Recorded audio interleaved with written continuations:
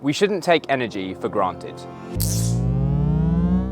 We all use more electricity today than we ever have before, and we're going to need to use an awful lot more going forward as we transition to a cleaner economy. Global electricity demand today is just under 30,000 terawatt hours. Predictions are that this will need to grow to as much as 130,000 terawatt hours by 2050, if we want to achieve our net zero goals. Before I joined the investment industry, I studied climate policy and climate science as part of my degree. So it's been clear to me for some time the enormous challenge that climate change presents. Trying to live as sustainably as I can to help manage this problem myself has been really important to me too. It's only when you dive into the science that you really understand the acute need to reduce carbon emissions as quickly as possible. And electrifying our energy system as much as we can is one of the best ways to achieve this goal. But it's when diving into the policy and practical realities that Alex saw the complexities of achieving this goal.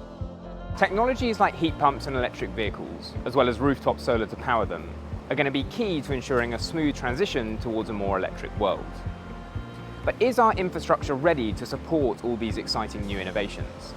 It sometimes worries me that we may not be ready yet to fully make that shift.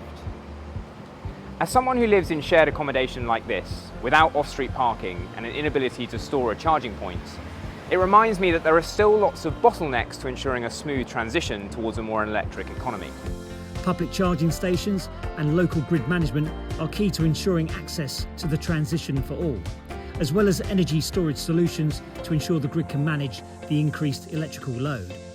Where I'm standing here looks like a traditional refuelling station, but it's actually a brand new electric charging forecourt with 9 rapid ultra-fast charging points.